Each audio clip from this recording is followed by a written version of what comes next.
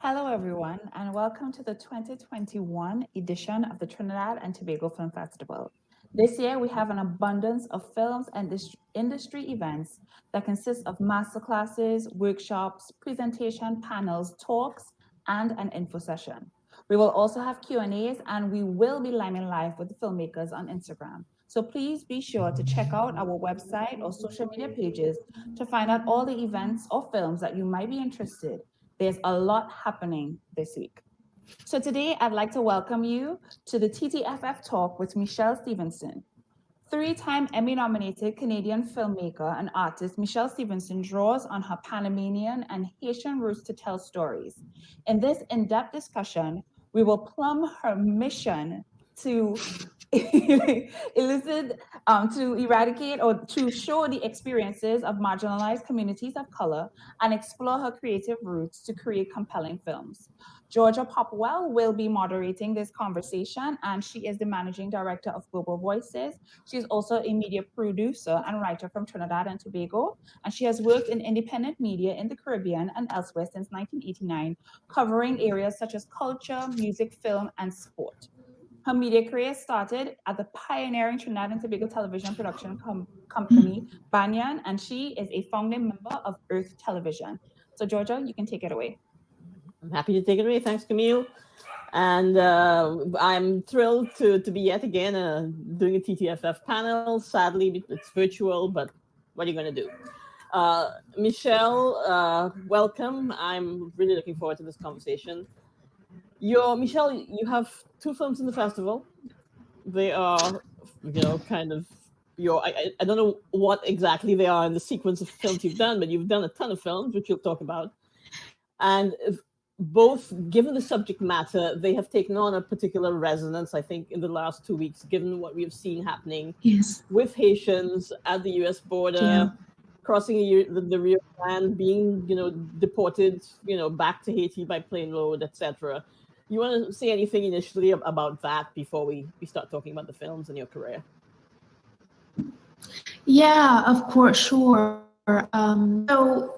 Couple things. It's actually been about 2 years. Well, I'm very grateful to the Trinidad and Tobago Film Festival for really highlighting the work that I've done over the years. I remember we were there a few years ago with our American Promise, and then last year was Stateless, the feature film, and this year the short film Elena. And Stateless and Elena kind of come from sort of the same source over this 5 years of work I've been doing between DR, Haiti, and Canada and New York. But in terms of thinking about, and they speak to my migration citizen for us coming from that community as someone who was born in Haiti with those roots. And I think we don't have enough of an opportunity sometimes to think about the history and the impact of historical moments. And when I think about Haiti and our treatment over the centuries that have happened since colonization, it's important for us to place it in this term. It's almost sort of like the cycle coming back. We all owe a debt to Haiti for being the first independent nation to do away with slavery and attack anti-Blackness at its roots through its multiracial constitution, through its dreams and vision for a more equitable and equal nation. And not only did it do that, but it affected our entire hemisphere. It's their work. I mean, independence in South America would not have happened without the help of Haiti. Bolivar went straight to Haiti.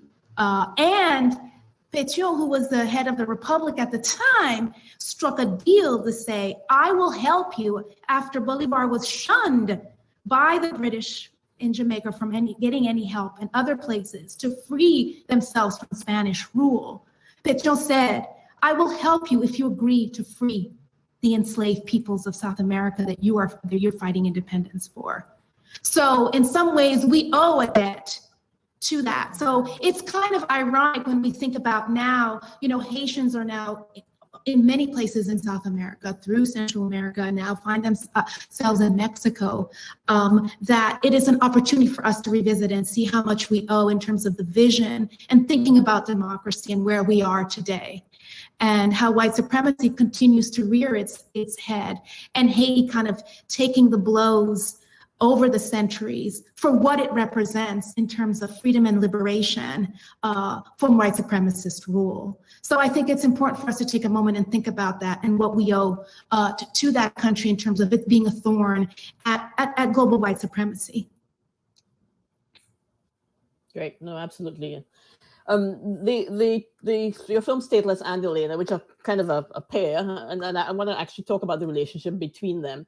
Of course, focus on the Dominican state's treatment of Dominicans of Haitian descent regarding their naturalization status, which is an ongoing battle. But was it in 2013, the Dominican state announced that it wanted to kind of regularize everyone's immigration status.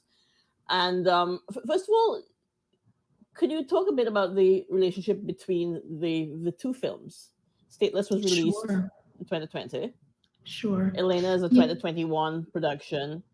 I was curious when seeing them. Of course, they follow different characters. The context is a little different geographically, and of course, the story is a little different. But what's their, how do you see them kind of like playing together? Sure. Yeah. Just to clarify, it's in 2013. Actually, this month, September 23rd, is the anniversary of that. The Supreme Court decision wasn't regularizing; it denationalized people with legitimate birth certificates from one day to the next, which made over 200,000 people from one day to the next stateless. Right. And then the governments, 6 months later, due to international pressure, created these sort of avenues for people to get papers, but still not get back their 100% citizenship. And I lay that as the groundwork because when you look at Elena's story follows that attempt for her to use those doors that were slightly opened by the government to get some form of legitimacy in the country so she could continue to study and to help her parents as well.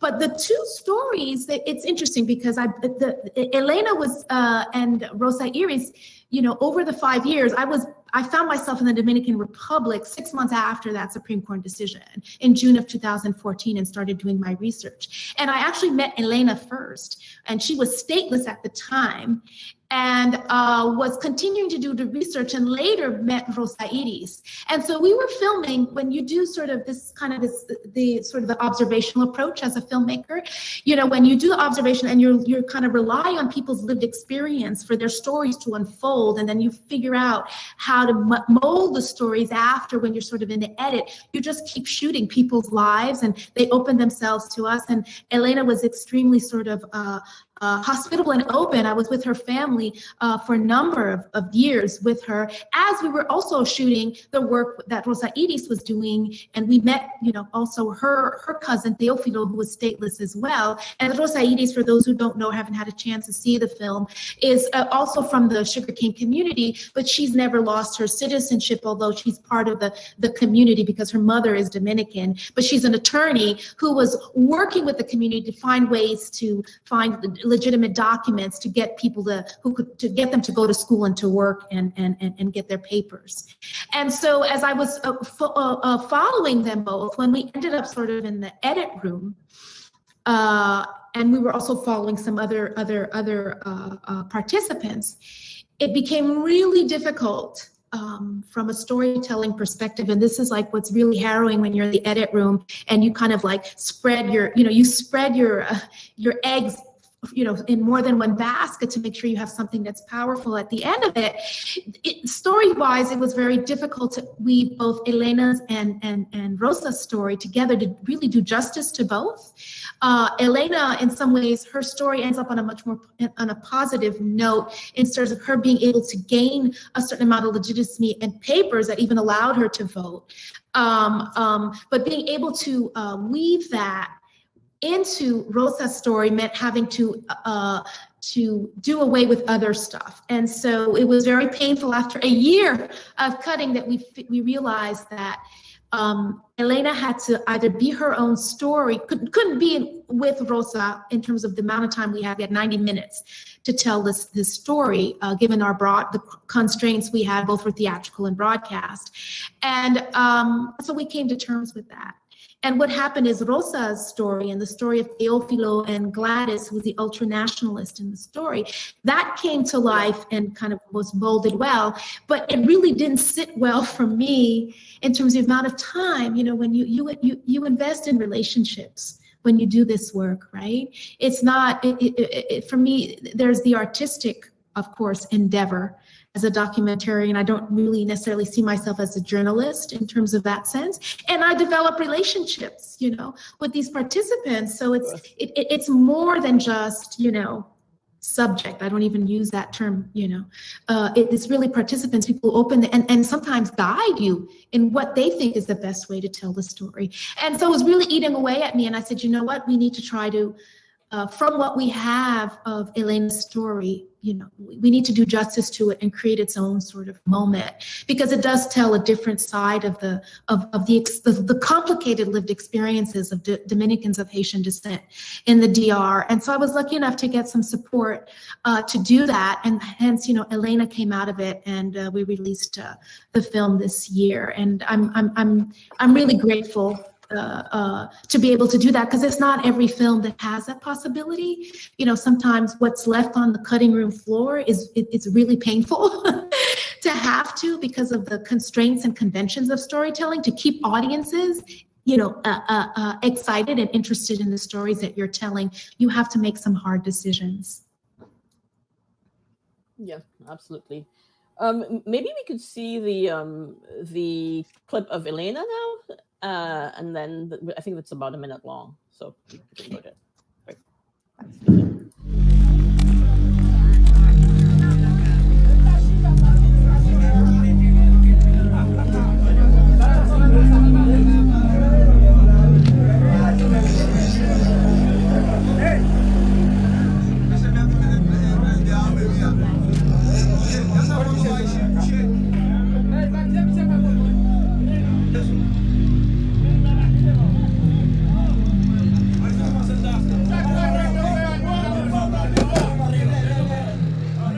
Yo me acuerdo que cuando éramos pequeñas, mi mamá cocinaba y nos mandaba a llevarle café a nuestro padre. Nos encantaba eso, porque cada vez que íbamos, mi papá me cortaba una caña y me lo picaba y yo me iba todo el camino comiéndome.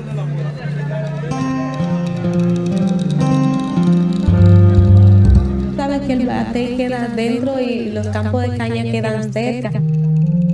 Era una vida bien feliz, que jamás pensó que después de ser grande pues uno iba a tener que pasar por tantas cosas.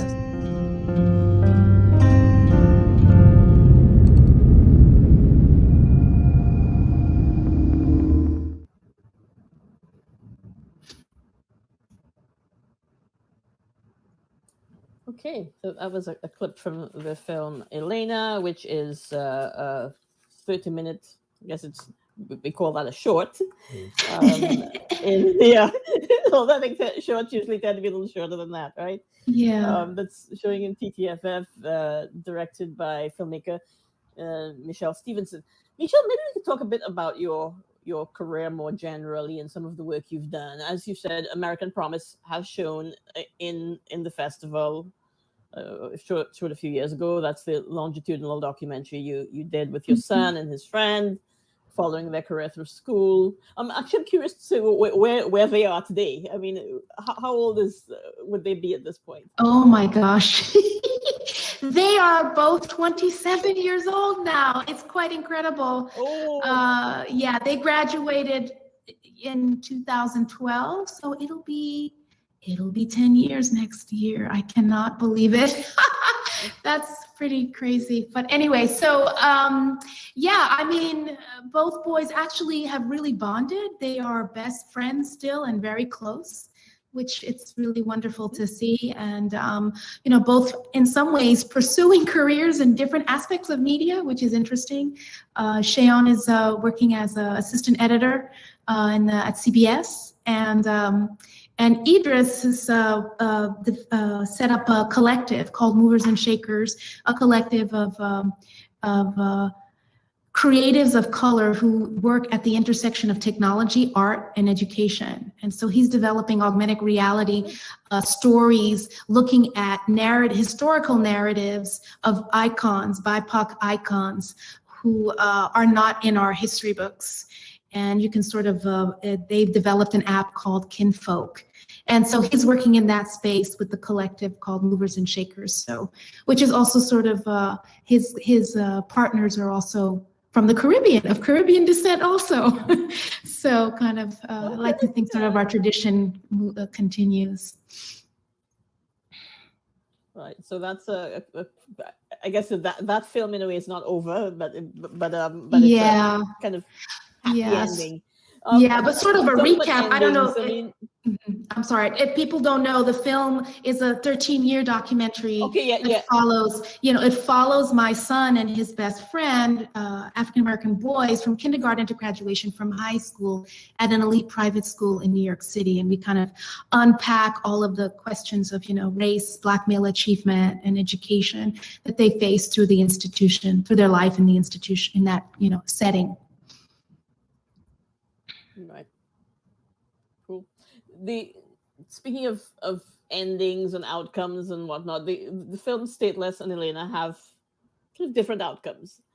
Yes. And you might call one a happier ending than the other. I won't say which for reasons of not giving things away. What do you think might have been different had the ending, say, of Stateless been more like the ending of Elena? What impact would it have had, say, on audiences? I mean, there's I guess there are like different theories as to what drives change more. That's an interesting question. The idea that the struggle continues or that success is possible. Yeah. That's really interesting. I mean, it's really our complicated lived experiences. In some cases, we have to sort of embrace the small successes to allow us to continue in the work. But I think it's Angela Davis who says the freedom is in the struggle. It's in the process of the work that we do and the community building that we do along the way. That is sort of the reward, and that it's important to invest in that process. And that's really an interesting question. I feel like I don't like to find myself in sort of this binary because we all kind of live in these gray spaces in many ways. I think Stateless for me, what it is in some ways is it exposes sort of, in some ways, the cyclical nature of institutionalized racism, and that it manifests itself in very different ways. Presently, it's through bureaucratic violence and then sometimes straight out violence, compared to 1937 and the massacre, of anti-Black massacre that took place against Haitian migrants and Dominicans of Haitian descent who are living in the DR, that we still have not sort of acknowledged and memorialized.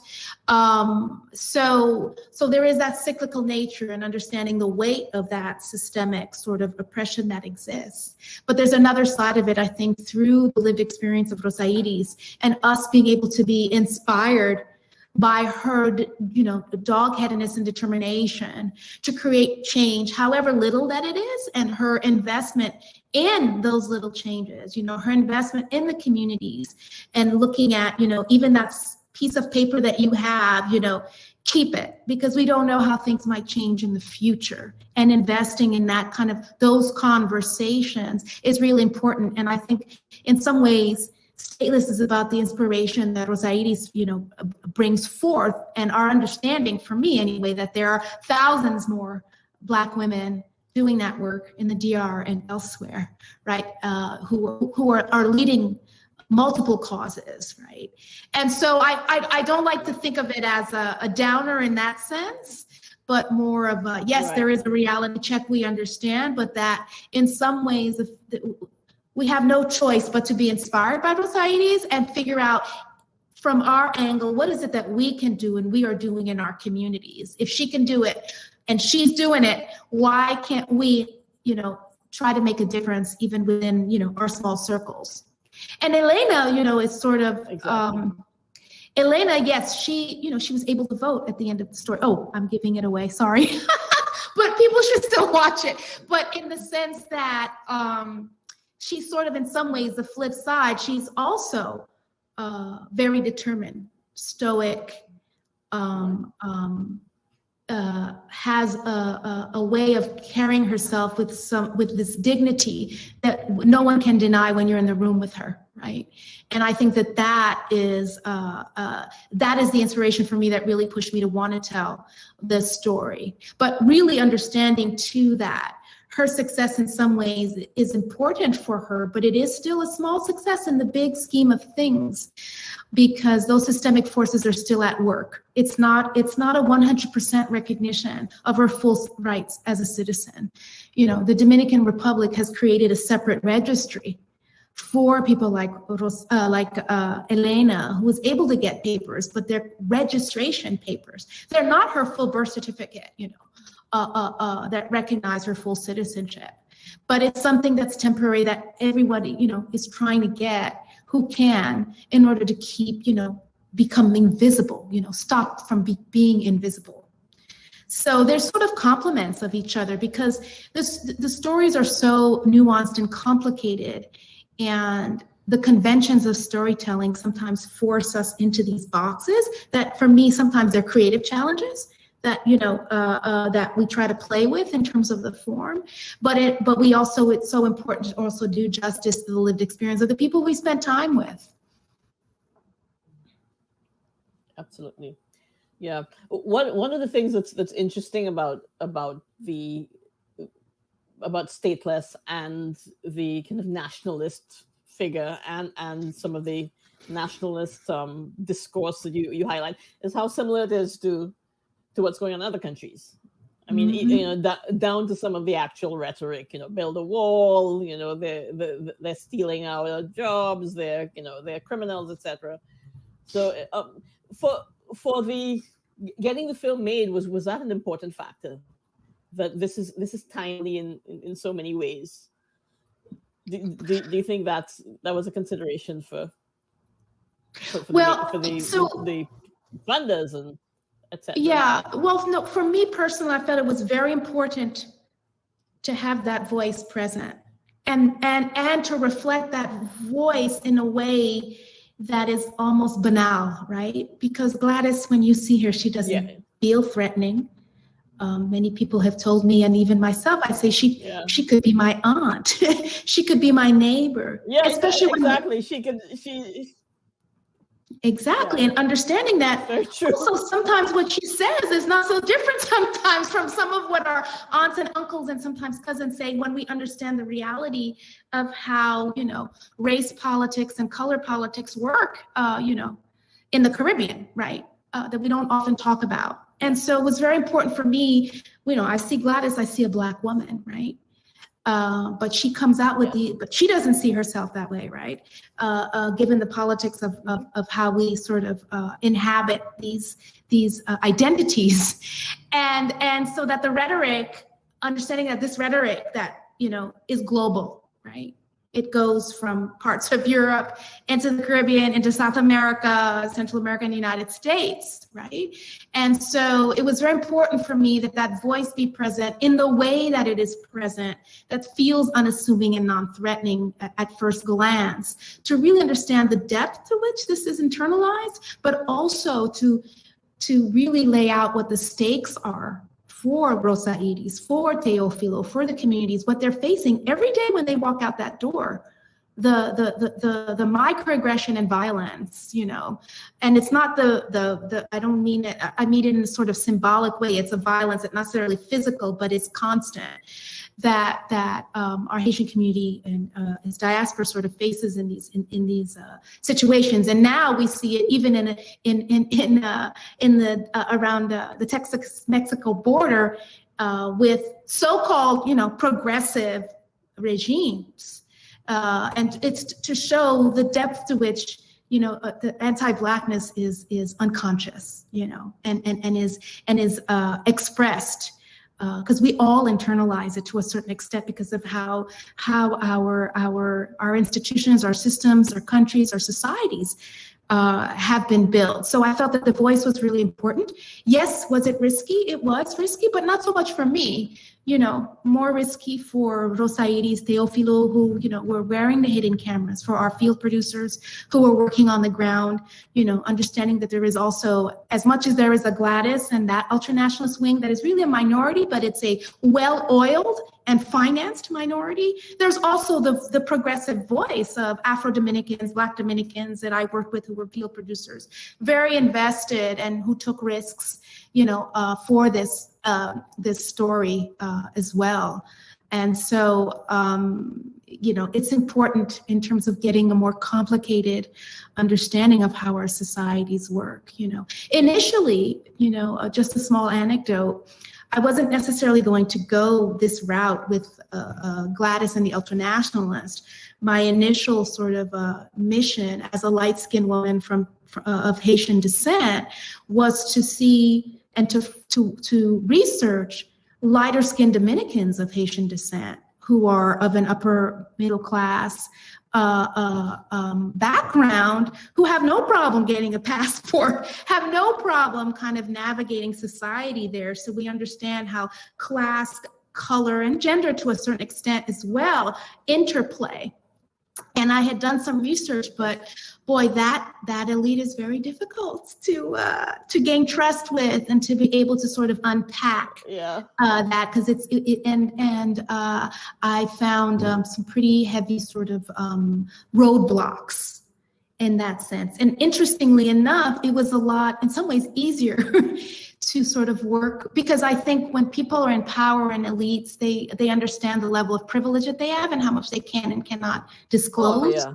And so they keep that very close to their vest. They're more aware. But when you're talking to demagogues, ultra right-wing people, in some ways, that you're not going to change your mind. There's no way I'm going to change Gladys's mind or that ultra nationalist wing's mind. But they do want the bullhorn. They want the platform, because they know that they're going to spew it and it'll stick. It'll stick for some people. It may not stick for everyone. So that was also a potential danger. Like, am I giving a platform to this rhetoric that is dangerous? I think, I don't think so at the end, but it was definitely a consideration. It's like, how much of the space that we have in this story am I going to give to this rhetoric? And it was more putting it up there as a counterpoint, the lies versus the reality, exactly, right? Up against each other. But it was a very, complicated dance in the edit process to figure out how much to give it, because you also want to make sure that they're not caricaturized. Gladys is not a caricature, right? She's a human being. And it's very important for us to understand that as well, because then we can also dismiss it. And so we went through a casting process. Gladys is not the first person we interviewed. We interviewed a number of other people in her wider circle. Okay. They were men for the most part, and they were very aggressive about their agenda. Very, very aggressive in how they spoke, in their hatred and all of that. And I was thinking to myself, one, I don't think I can spend a year with you. It just in terms of being in that surrounding, in terms of just the emotional toll of that aggression. But secondly, in the story, it would be too easy to dismiss the rhetoric. If you see an angry person on the other side, you're going to say, these people, this person is, is crazy, not legit, all of that. It's not the same way that, if you put a Klans person and not give them sort of the full complicated people that they are in terms of the stories that we tell here in the United States, then you're actually not doing justice to the level of the hatred that exists and what people are up against. And so it was, and then when we met Gladys, it was sort of like, okay, I can spend time with you. I can actually have coffee with you and sit down, and there's a part of you that I connect with, right? But then through that, then I've also leave the door open, and I can tell you that I didn't have to ask many questions. There was just a few questions, and Gladys really wanted to tell her story, and was, so yeah. Yeah, no, that's how it is sometimes. Is that especially if someone knows that you're doing a film about a subject that they feel strongly about, they want to get their point of view in the mix, and regardless. So yeah, and it's true. She is. I think that was actually a very astute kind of piece of casting, because, as you say, this is somebody that many of us can totally identify with. Yeah, and I shared the film with her. Yeah, I shared the film with her a few months ago. That's my next question. Has she seen it? Right. Yeah, and what she got back to me and said, all of my film was full of lies. So what can I say? I'm glad. That was the extent, right, of her reaction, which sort of I'm grateful for. But it was like, there you go again, you progressives, but you're what I said is correct, but everything else are lies. What I said in the film is correct, but everything else that you've put up there is full of lies about the situation. So, and that's kind of the end of that. Which I was expecting, but yeah. So, but we have not shown the film yet in the Dominican Republic. Yeah, we have not shown it yet. So we're trying to figure that out, what that's going to look like. Okay, no, that should be interesting. One of the moments that struck me was when she goes to the Haitian housing development, that's when they were looking for the one built by the foundation, which is almost comical in a way, because they're just so intent on finding this symbolic this kind of symbol of government, kind of almost like weakness. Mm-hmm. And she says, this man told her he was a former sugarcane worker, and she says no, he couldn't have been, he lied, he's too young. And it struck me at that point that I wondered about people who didn't know the history of the kind of Haitian kind of, basically who built the sugarcane industry. Mm-hmm. It would not have been possible, right, without Haitian labor. Whether that was taken at face value or not. And but then I guess if you go to Elena's father is working in a battery. That's right. He is still a laborer there, so that was seeing them together. That kind of like that was interesting to me, that she completely dismissed this man's self representation. And that's where you come to acknowledge, and you understand that from the ultra right wing that we find here in the United States, who still don't want to believe that Biden won fair and square the elections. It's that same mindset that is. I compare it to a religion, right? Because facts don't matter, right? Facts don't matter, which is in some way why I think I'm in the space of narrative and telling stories and shifting culture, because it doesn't matter what legislation or laws we put in. If we don't believe it culturally or share a common understanding of history, we're not gonna be able to uphold the laws, right? And so she has her own circular belief system. Everything, Haitians are to blame for everything. And whatever you put in front of her, she's going to find a way to deviate around it, because it messes too much with her worldview. Yeah. And that's religion, right? In some ways, it's religion also. I can't convince my mother, who's a deep, Catholic, that if I may have different views from her, or it's not going to shake her faith. And it's the same in that sense. I don't want to, I'm not anti-religious in any way, but I'm just saying, in terms of understanding this as a belief system that requires faith, so much faith that even when the facts are presented, you cannot accept them, right? And that's where it's dangerous. Right. And that's where you will pick up arms, you will pick up violence to perpetuate your own belief. Right, and white supremacy and global, racist capitalism, racist capitalism have that embedded in it to even keep the machine going. There are certain things that we can't challenge, and if we challenge them, you spoke to it. the fact that Haitian labor built the sugar industry, the sugarcane industry, it was because of racist ideology that people felt legitimated to exploit Black labor to be able to extract profit, right? And if we mess with that, then what do we do with the profit? How do we handle that? It requires a whole new sort of thinking about our system and society, because in some ways it's just the tip of the iceberg if we think about Haitian labor, anti-Black exploitation. It's exposing a part of who we are that is leading to our demise in some ways, as a global society. There's a reason why climate change is happening. There's a reason why, these earthquakes and hurricanes that we are all suffering, in the Caribbean and elsewhere, even in New York, now we have these floodings. There's all of this is intersecting, it all intersects. Oh, absolutely. Absolutely, and we know very well the challenges that the Haitian state had after the revolution, and just basically held its bled dry. I mean, it was not allowed to kind of thrive in many ways. Has the film been shown in Haiti?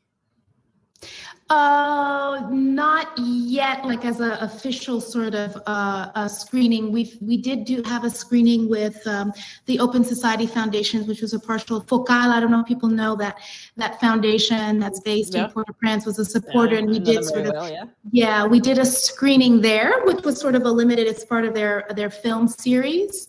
But we're in conversations to figure out also when we can do. The pandemic has really thrown things in many ways. The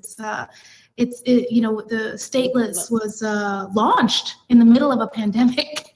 We were supposed to premiere at Tribeca, and so interestingly enough, on the one hand, there was a level, we were disheartened by the fact of not being able to have our community screenings in person, and Rosa Iris has been, a very integral part of our screening series at festivals.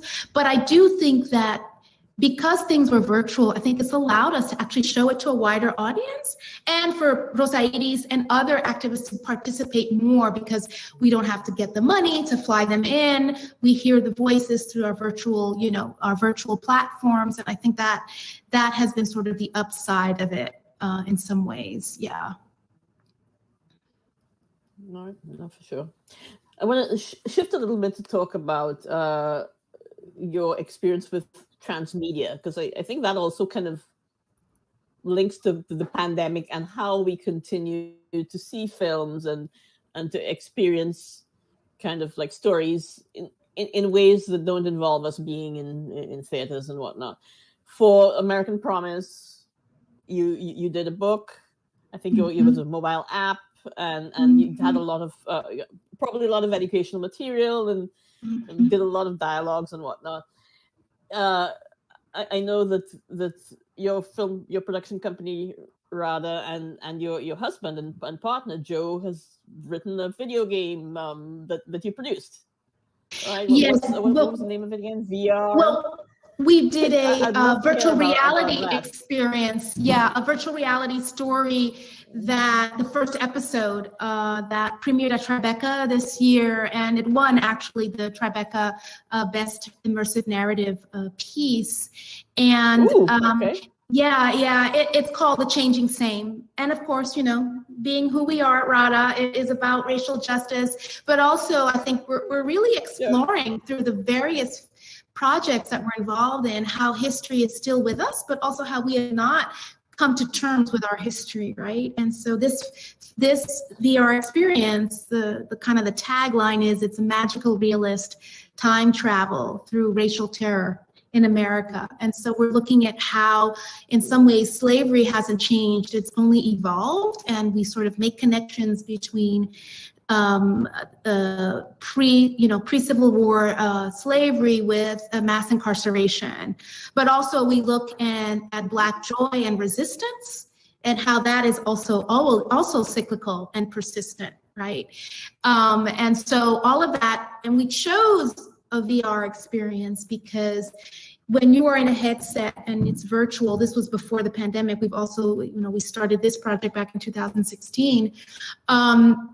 You're able to play with time at the same space. You're not limited to like what they call like a flat screen. So you can actually make connections from one side to the other where things can actually live next to each other. And we have this portal, this time portal that people kind of travel through that we are actually immersed in. And we recognize different icons and references as we travel from one historical moment to the next. And so VR was really the best place to explore that experience. And so for me, I sort of call myself like I'm a platform agnostic.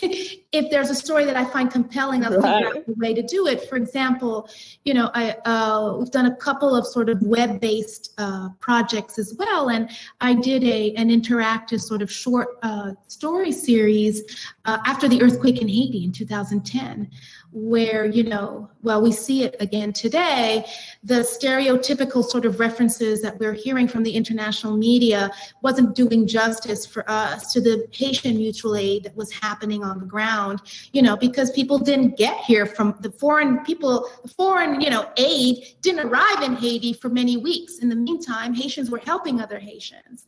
And so I flew down with some help with some support by Black public media here in the United States. And we created sort of audio, these very short pieces that were sort of these vignettes of Haitians helping other Haitians. And actually, it was sort of the precursor to Stateless, because I also was very interested in looking at the youth, Dominican and Haitian youth, helping each other in the earthquake too. And so it's a platform, actually we relaunched it after this last earthquake, called Haiti One Day, One Destiny, and thinking about the Haitian mutual aid and understanding the need, even when we're talking about aid or support,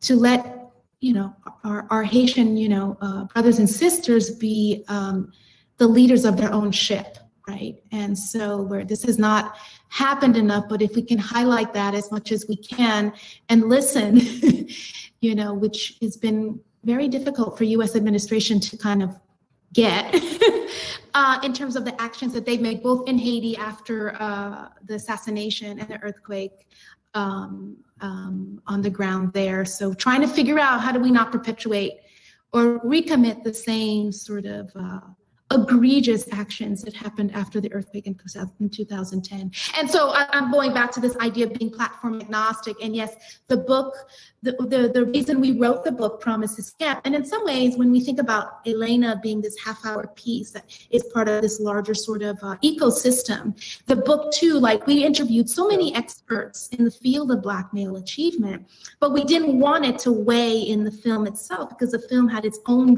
verite, observational-driven drama, but there was a lot of really important information for parents, for educators, that we didn't want to get lost in that. And so the book became sort of this complement. So in some ways, as a storyteller, in terms of if people are thinking about, how their art intersects with activism and all that, thinking about it as an ecosystem, I think is an interesting way to look at it. And the same with this VR project.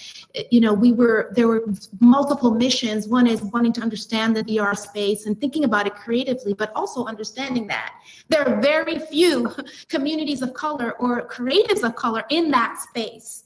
And yet it's a leader, like Absolutely. We don't, in 10, 20 years, this may be the only mode or one of the leading modes of how we either get entertainment, get information or anything. So it's really, really important to lay a stake on the ground. So in some ways, being a pioneer in that space too was really sort of crucial, and working collectively, because we work collaboratively, our co-creators, Yasmin Elayat and Joe, who is also my life partner, in thinking about also the collaborative process, which I think is really crucial. Even with the Haiti One Day, One Destiny, we worked in collaboration. I worked with a fellow Haitian American, Sabrina Gordon, who is a filmmaker as well on these pieces.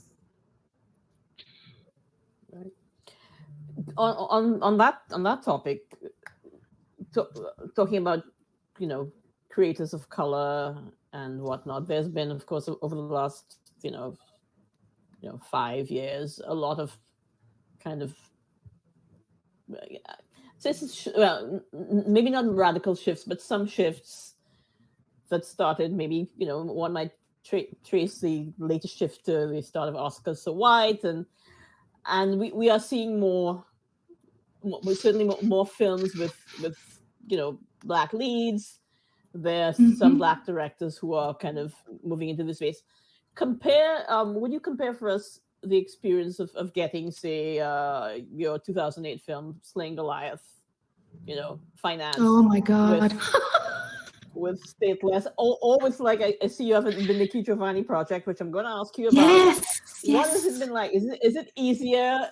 Oh my God. Or is it harder because it feels getting too crowded? Is it just the same and the rhetoric's just like not doesn't reflect? Wow, yeah, that is so. It's sort of complicated to assess, because even career-wise, I'm in a different place now than we were when we did Slaying Goliath. However, I do know that the questions that we get are so different. And I was just speaking to someone earlier, and before that,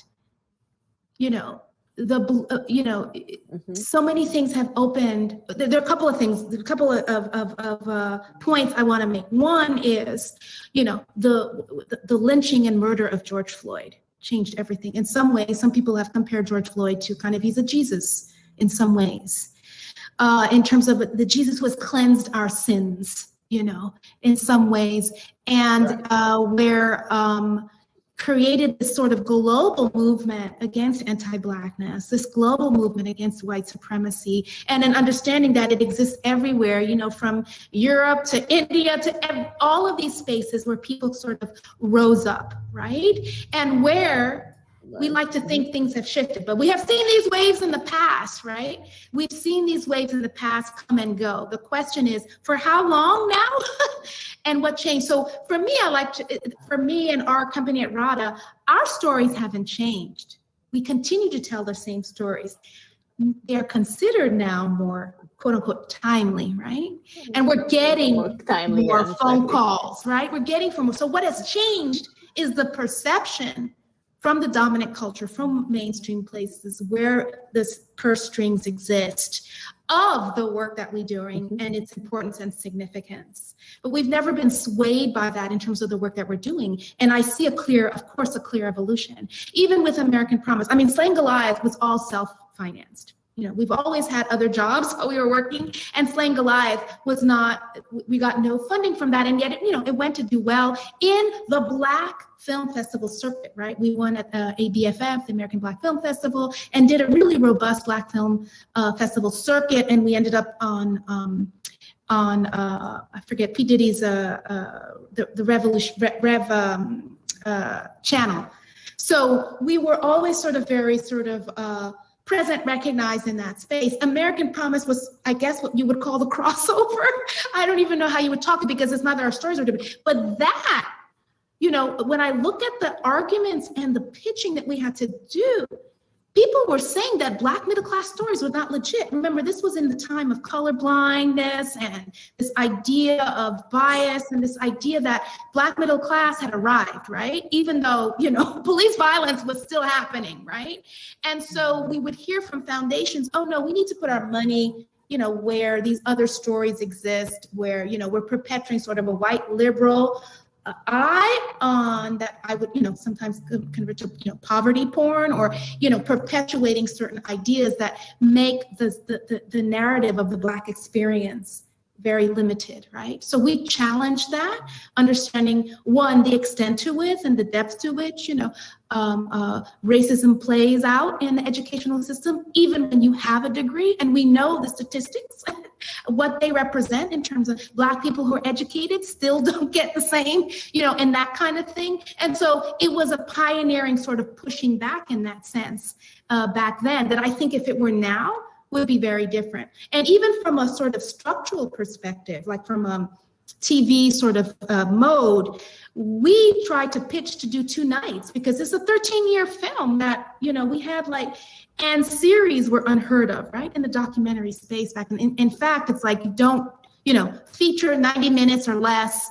And so we were kind of before our time. I think if we had come out with this film now, it would probably be 8 episodes, understanding how series works now with Netflix. So all of this, to come to today where, solicitations of phone calls are coming in.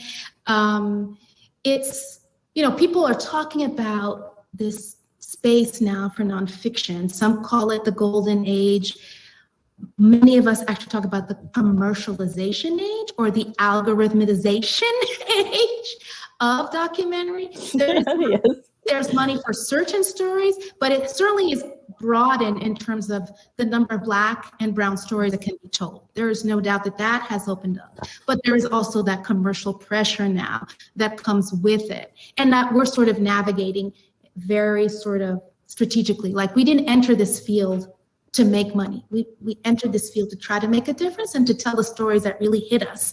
In terms of, for me, filmmaking is not only, this idea of change, but it's also an idea of internal transformation as an artist. We do what we do because it's part of our own healing process and coming to terms with some of the experiences that we've come to and how we make connections through art. And so that's why we're here. Nice if the search for funding is not as difficult, then we can actually do more, right? So we're in kind of this very interesting space where we have also, white productions coming to us about sort of legitimating their stories, the stories that they're telling about, Black and brown communities. And so we have to be very strategic too in terms of, well, what does that mean, in terms of the collaboration. So it's an interesting time. It's a really fascinating, transformative time in some ways, but I wonder, we've kind of been here sort of before, and figuring out like the golden age with the Spike Lee, before that, the age of Haile Gerima, Julie Dash, all of these sort of different cycles that, as you get older, you see them, and sort of there's a little that lived experience in terms of assessing how to take it all in, but also be strategic and see opportunities. For sure. Now we have just a few minutes left. I want to talk about what you're working on now, the future. I want to hear about Going to Mars, the Nikki Giovanni project. I mean, going to Mars is becoming like a thing that people might be able to do soon. So I want to know what Nikki Giovanni has to do with Going to Mars. Well, Nikki Giovanni, maybe you'll explain to the audiences who she is first of all. Sure. So Nikki Giovanni is a Black American poet who is now, I believe, about 78 years old. She was a leader or kind of an iconic figure during the Black Power movement. She was part of the Black Arts movement of the late 60s and early 70s, but also a huge icon for Black women, intergenerationally. I would say, as recent as our Gen Zers, I teach at university, and when I tell people that I'm doing a documentary about Nikki Giovanni, I saw her when I was in college. University students who are 20, are talking. Yeah, that's how I know her. Yeah, which is beautiful to see this woman and her impact through her work, through her poetry, again through sort of speaking truth to power, but also speaking vulnerability, and so I feel so privileged and honored to be able to be working on this project. And we've been on it actually since 2015, since before, we finished Stateless. We've been collaborating with Nikki. She's been generous enough for us to be with her, through the last, 4 to 5 years with her.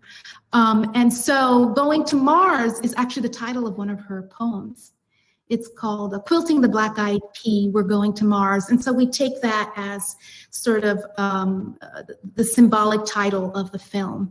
And Nikki has a very interesting way of talking about space travel and seeing that her spiel, which is really interesting, because also, her speeches are as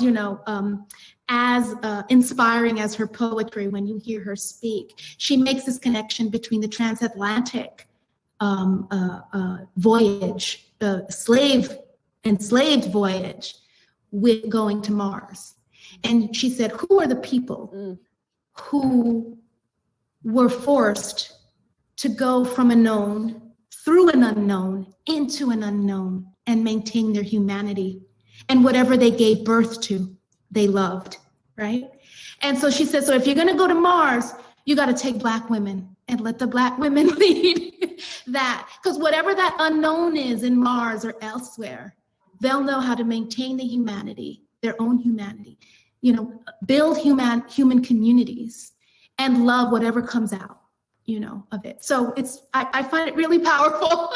And so really eager. We're sort of in the rough cut stage of the film, looking to release it probably around the middle of next year, if all goes well, but really powerful sequences because she's, back in the late 60s, she really spoke a truth that I think was inspiring and then continues to, some of it is controversial. I don't agree with everything that she says, but the way she holds herself and embraces her individuality is really inspiring. And for me, I don't know if you see a trend, but there's a lot of Black women in her stories and the strength and being able to connect with that and inspire us.